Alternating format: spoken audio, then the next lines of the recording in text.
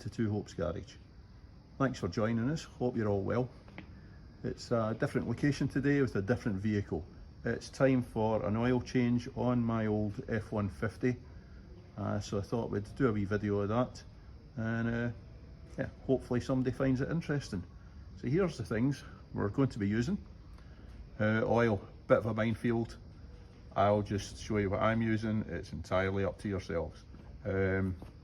I generally use a 5W20, try and get it to the correct spec if I can, which is not always easy over in Scotland, probably a lot easier for you guys in the States. This was on offer, I think it was about £30 per 5 litres, which is not bad.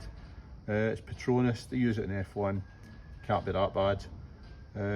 What else? So we've got a Motorcraft oil filter, I like to stick to stock products. A new oil pan drain plug O-ring, just in case. A pan for catching all your manky old oil in. Devices, well, actually, we've got a 16mm, I believe, socket here for the oil pan drain plug, and a variety of devices for removing oil filters. So we've got the channel lock pliers, oil filter chain wrench, and a strap wrench. Also got a light for illuminating your way through the job. Pair of gloves, because the oil's filthy, I don't like it on me. It's not good for you, so I'll go down the glove route. Towels for cleaning up the inevitable mess. So first things first, we'll get the bonnet up on the F150. There we are, bonnet's up.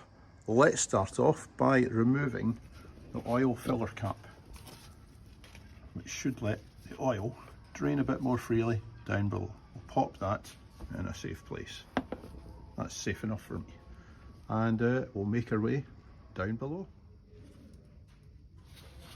As you can see, the oil receiving pan for our manky old oil is positioned down below our drain plug. 16mm in the drain plug. There is a bit of rust, surface rust on this old truck. It's 2006 and it lives in the north of Scotland, so it's not like the California cars that don't get any rust. I will be coating this before winter with a bit of lanolin based underseal, as I do every year for the past few years, to try and keep it in a decent state. Now, I'm slacking off the drain pan. Engine is up to temperature, up to operating temperature. Get the oil pouring nice and freely, not fleely. Let's get this off, hopefully without dropping the plug in the pan, because that is always a honking state of affairs when that happens. So here we go, 1, 2, 3, there we are. So we'll let that drain. The oil doesn't actually look too bad just on initial inspection, but with these old Tritons, you're as well keeping on top of it, or else you get expensive bills. So that'll do down here for the moment. Now, while we're waiting on the oil to drain, I thought I'd change the gasket on my oil pan plug. This one had been on for a few years, although it hadn't leaked, but I thought, I'm doing a video of an oil change, let's go down the route of changing the appropriate gaskets. So I got this MAL item, took the old one out, and I'm not sure how visible this is, but put the new one on, and as has been the case with the last couple of MAL items I've bought, they don't look to fit terribly well. As you can see, there's a recess around the thread of the bolt at the base there. The old one filled the recess out completely. This one, as you can see, definitely doesn't. Now, as long as that seals against the pan, we should be good. But I'm a little bit skeptical. We'll put it on, we'll see how we go, monitor it. But yeah, just been a little bit disappointed with the fit of certain items lately. Hopefully it'll be okay. I'm sure it will squash into the area and everything will be grand. So we'll head on back to underneath the vehicle, which should be drained now, and we'll pop the plug back on. There we are. So we're down to our last few drips now. We'll have a bit of a clean of the surrounding area. Make sure it's free of any debris that will prevent the O-ring sealing. It will continue to drip. There's not much you can do about that unless time is on your side. So we'll pop the plug back in by hand initially, hopefully. There we go.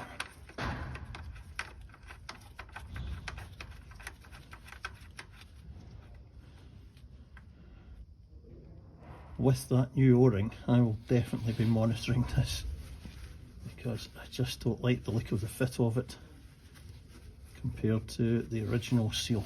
So we'll give it a wee minute, excuse me, we'll give it a wee nip up just now.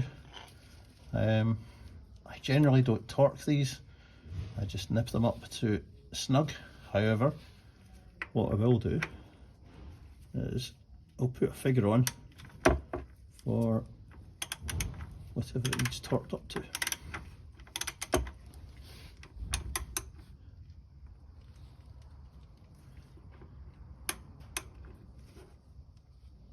There we are, just snug it down.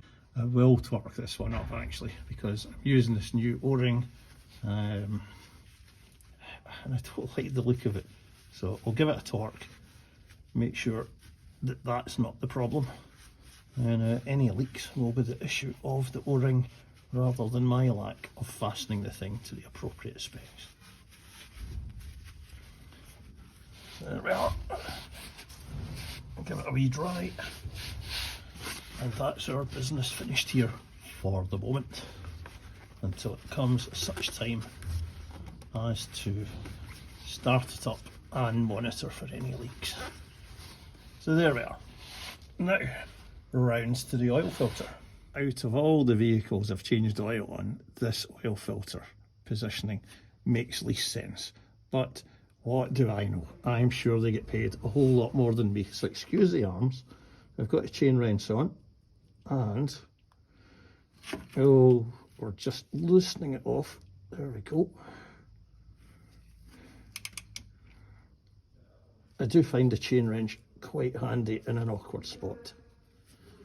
This should have been on hand tight the last time, but which I believe it was, because it was me that did it. However, I think the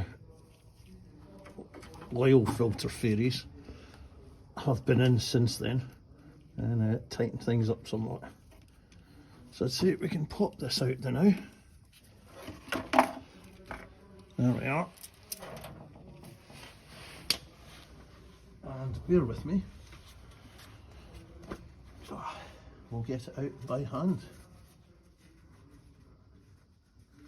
Another aspect of the positioning of this is that it sits directly above that cross member, and well, if I was being nice, at least I'd say the top of the cross member won't get rusty.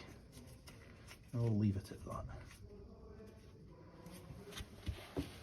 Although it did look like somebody designed a wee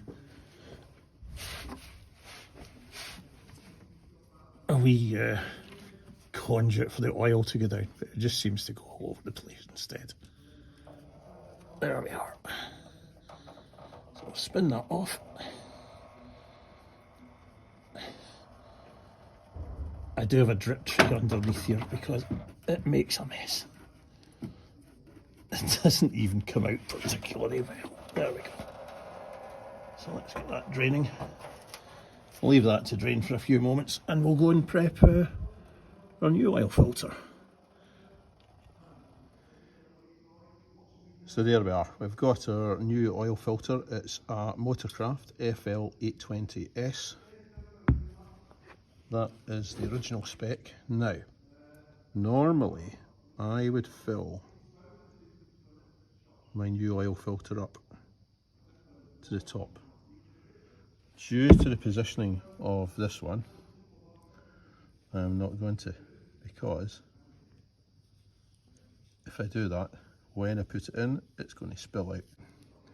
Bit of fresh oil on the top of the oil filter gasket, and then it's ready to go back in the vehicle.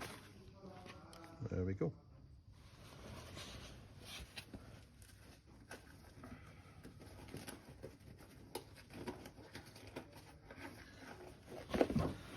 There we are, back underneath the vehicle. What we'll do, excuse the grunting and groaning, I'm well past my prime. We'll give the mating face of the oil filter gasket a wee bit of a clean. Make sure that's all nice before it goes on.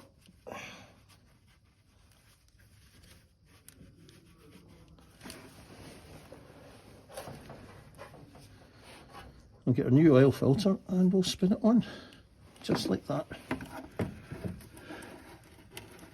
Oops.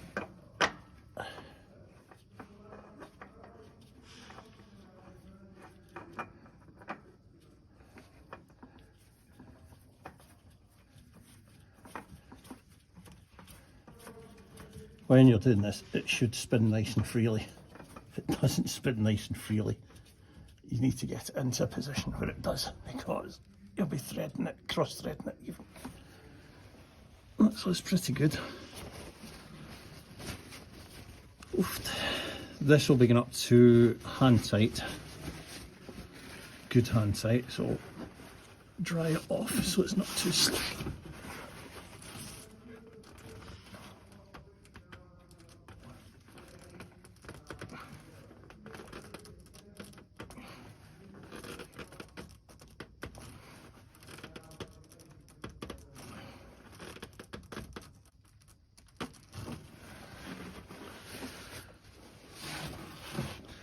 Right, that's us.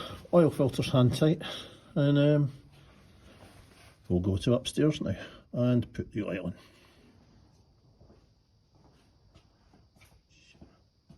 Right, so we're back up top and we are going to fill it up with 7 litres, I believe, of fresh 5W20 oil. Worth making sure you get a funnel. Nobody wants to be spilling their oil. And also, top tip from personal experience, make sure your sump drain plug is in and it's tight.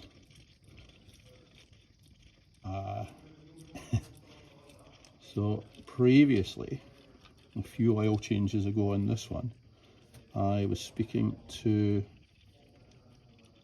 a work colleague and during the oil change, and completely forgot that I hadn't put in my drain plug.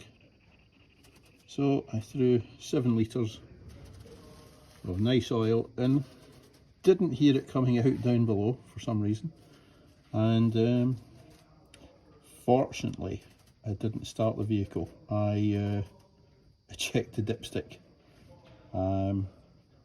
was surprised to see no oil, and then it dawned on me that my sump plug hadn't been fitted. So that was off to the local store for another £60 worth of oil. It could have been worse. It could have been an engine starting with no oil. So we'll take, we'll be grateful for small mercies. So Mike, you know who you are. I don't blame you at all. It was my fault for not checking. So that's 5 litres gone in. This is one that I used previously. I believe this is one. So let's put a litre and a half in and see how we go.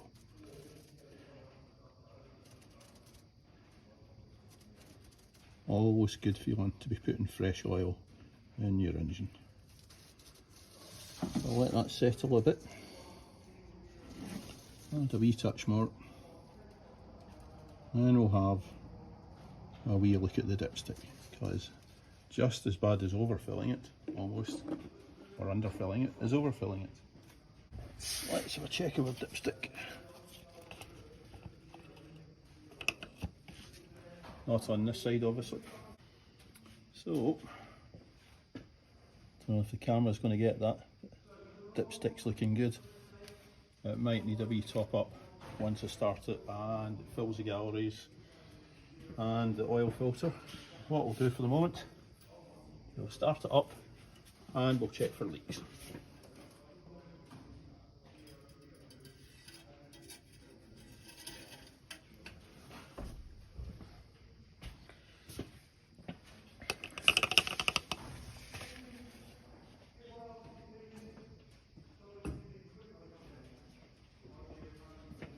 Not forgetting, of course, to pop our cap back on. Now, being a bit OCD, I am not going to cope with that in the upside down position. So pop it on the other way. Much better. So we've had a drive, checking our oil level. Not sure how well that's going on camera there for you, or how visible it is. We're just under the upper of the 2 holes, which is it's good for me. That'll do. So there we go.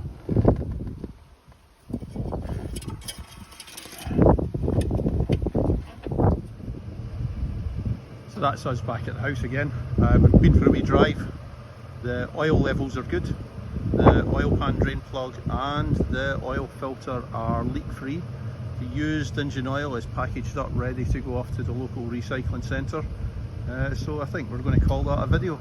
There's a bit more content coming up on this one. I have got a ball joint replacement to do on this, and I'm going to apply some lano guard, which are lanolin based underseal, onto the bottom of it before winter, so I might do a video on that.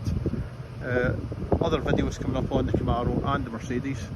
So if you've enjoyed anything, I'd be chuffed if you hit the like button, and it would be equally chuffed if you stopped on by again. Thank you very much, and take care. Goodbye.